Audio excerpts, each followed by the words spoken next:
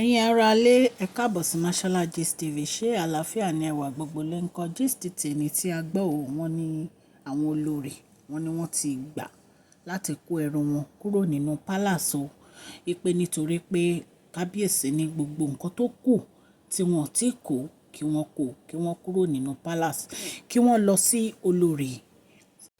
olórí mansion èyí tí kábíyèsí rà fún wọn kí wọ́n lọ máa gbébẹ̀, pé ibẹ̀ ni wọ́n ti máa ṣe gbogbo àwọn duties wọn.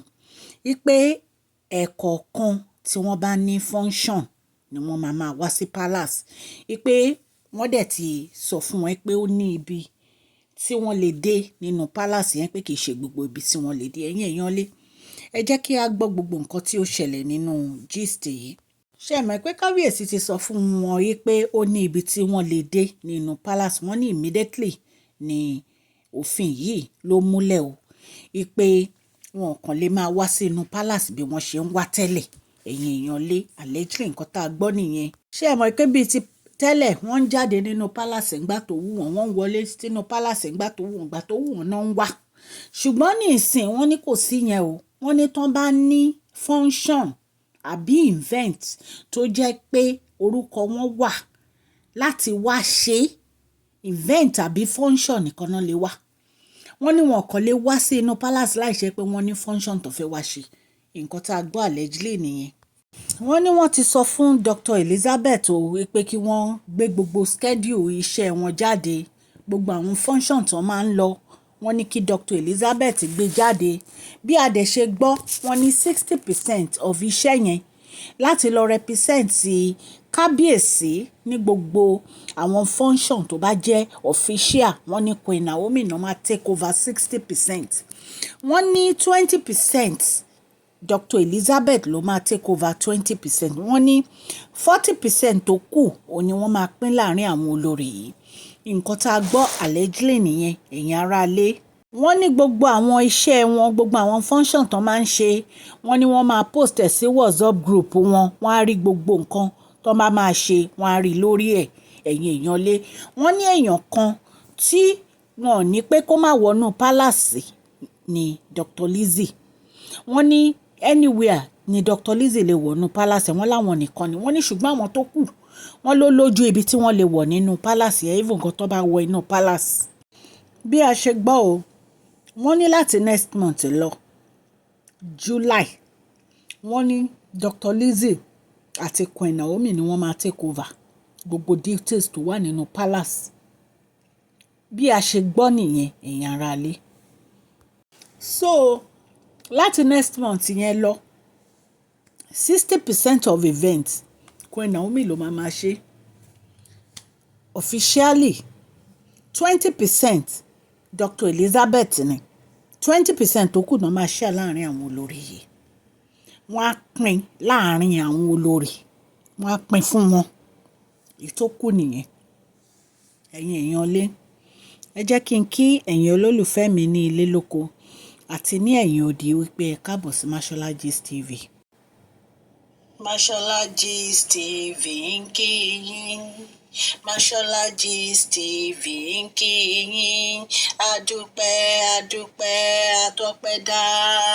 Mashola Gist TV ń kí yín. Mashola Gist TV ń kí yín o. Ó ní ẹ ṣé o, lọ́wọ́ ọkùnrin, lọ́wọ́ obìnrin, lọ́wọ́ ọmọdé, lọ́wọ́ àgbà, lórí gbogbo bẹ́ẹ̀ ṣe ń comment, ten like, ten share. Adúpẹ́ ní ọwọ́ gbogbo yín.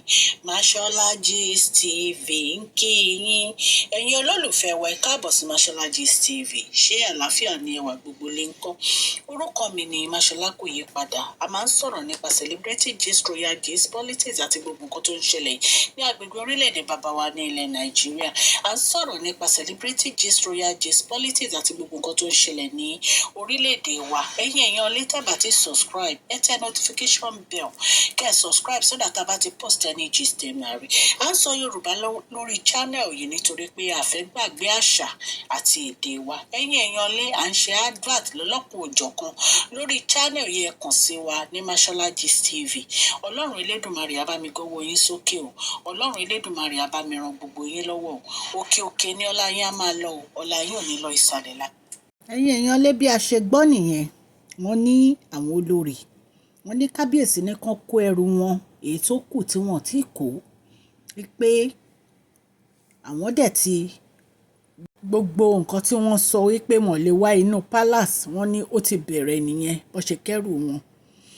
Ẹ̀yin èèyàn lé wípé ó ní ibi tí wọ́n lè dé nínú palace.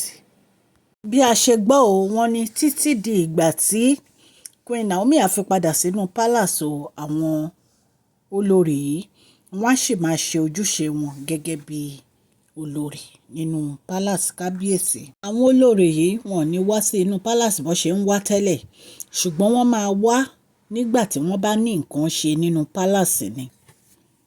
Gbogbo bí wọ́n ṣe ń gbàlejò lóríṣiríṣi àwọn nǹkan tó máa ń ṣe wọ́n á sì máa ṣe tó bá jẹ́ pé orúkọ wọn ló wà ní orí event yẹn. Wọ́n ní tí wọ́n bá wọ inú palace kábíyèsí wọn ló ní ibi mẹ́ta tí wọn ò gbúdọ̀ dé rárá. Nǹkan tí a gbọ́ allegedly nìyẹn. Ibi mẹ́ta tí wọ́n ní wọn ò gbúdọ̀ dé, wọ́n ní wọn ò gbúdọ̀ dé traditional conference area. Wọ́n ní wọn ò dẹ̀ gbúdọ̀ dé open area. Traditional conference wọn ò dẹ̀ gbúdọ̀ dé conference area. Nǹkan tí a gbọ́ nìyẹn. Ibi mẹ́ta tí wọ́n ní wọn ò gbúdọ̀ dé nìyẹn. Wọ́n ní ó dẹ̀ ní ibi tí wọ́n máa gbà wọ inú palace kábíyèsí tó bá fẹ́ wá. Wọ́n ní kò ń ṣe bí wọ́n ṣe máa ń lọ tó máa through the gate. Wọ́n ní kò ń ṣe bẹ́ẹ̀ mọ́. Nǹkan tí wọ́n sọ nìyẹn tá a gbọ́. Èèyàn lé ẹ̀yin náà mọ̀ wípé ó ti pẹ́ tí kábíyèsí ti fẹ́ gbé ìgbésẹ̀ yìí tó jẹ́ pé àwọn olórí yìí wọn ò fẹ́ kúrò nínú palace, ṣùgbọ́n ní ìsìn wọ́n ní wọ́n ti báànà wọn láti lọ sí àwọn ibì kọ̀ọ̀kan nínú palace. Wọ́n ní wọn kàn lè máa wọnú palace bí wọ́n ṣe ń wọnú palace tẹ́lẹ̀ tó jẹ́ pé wọ́n lè jáde láàárọ̀, wọ́n lè jáde lọ́sàn-án, wọ́n lè jáde lálẹ́ tó máa padà wá. Kò sí yẹn. The only time tó lè wá òní tó bá ní event, tó bá ní function nínú palace kábíyèsí. Tí wọ́n bá ti ní function tí wọ́n ní event wọn ò lè wá. Nǹkan tí wọ́n sọ nìyẹn. Tó bá dẹ̀ wá ó ní ojú ibi tán lè wọ̀. Wọn kàn lè máa wọ anywhere bó ṣe rí tẹ́lẹ̀. Kò sí yẹn mọ́. So wọ́n ní wọ́n dẹ̀ ti bẹ̀rẹ̀ òfin tí wọ́n fi mú wọn mọ́lẹ̀ yìí. Wọ́n náà ti bẹ̀rẹ̀ immediately bó ṣe kẹ́rù wọn ni wọ́n ní wọ́n ti bẹ̀rẹ̀ òfin yìí. Nǹkan tá a gbọ́ nìyẹn o ẹ̀yin èèyàn. Allegedly dẹ̀ ni. Ẹ̀yin èèyàn lé tí Ọlọ́run bá wà lẹ́yìn ọmọ ẹ̀ kò sẹ́ni tó lè dá dúró. Kò sí ẹni tó lè dá iṣẹ́ Elédùmarè dúró ní ọ̀rọ̀ Queen Naomi àti kábíyèsí. Ẹ wo ibi tí gbogbo àwọn olórí ti lọ. Lọ́tùn lósì wọ́n ti ń sáré kiri. Wọ́n ti ń sáré kiri. Wọ́n ti ń sáré kiri. Ṣùgbọ́n gbogbo eré tó ń sá kábàkábàkábà. Níbo ló já sí? Asán ló já sí o. Asán ló já sí o. Ìtorí ẹ̀yin èèyàn lé ẹ jẹ́ ká tún gbára wa níyànjú.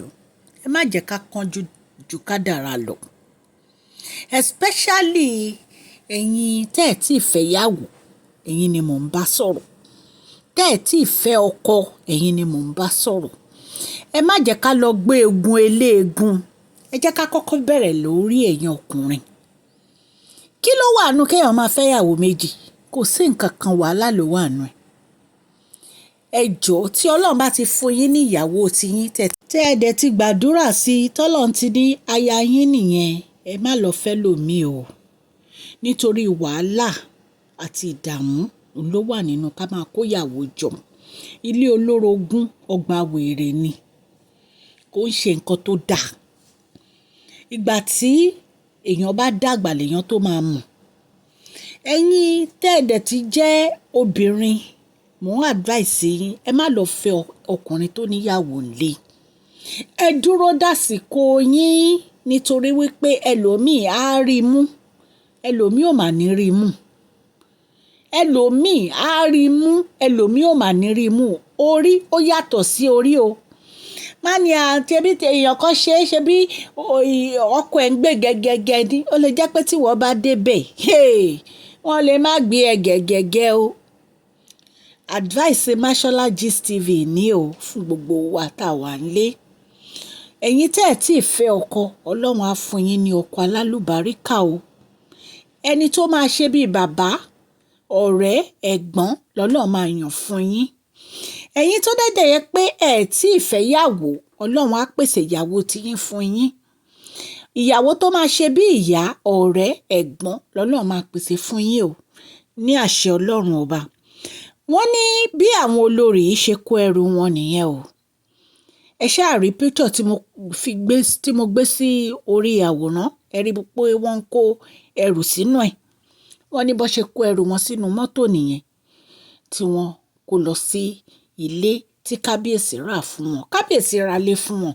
Kábíyèsí, bàbá wa onínúure, bàbá wa ẹni ìtàn Ògúnwùsì, ọba wa, kábíyèsí wa, wọ́n náwó, wọ́n ṣe ribiri méje yàyà mẹ́fà mowó lẹ́fọ̀rí adé o kábíyèsí. Kábíyèsí kọ́ra lé jaburata fáwọn olórí ni.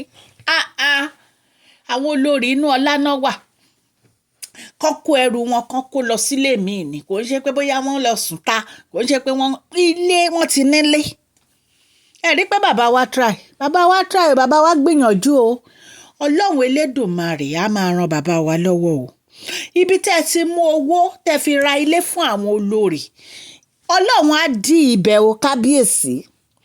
Àpò yín ò ní gbẹ o, ní agbára Ọlọ́run. Òkè òkè ní ọwọ́ yín á máa lọ. Àti gbogbo ẹ̀yin olólùfẹ́ mi tẹ́ ń gbọ́ mi nílé, ọwọ́ yín ò ní kan ìsàlẹ̀ ní àṣẹ Ọlọ́run, ní agbára Ọlọ́run. Mo nífẹ̀ẹ́ gbogbo yín bẹ́ẹ̀ ṣe nífẹ̀ẹ́ Mashola Gist TV o.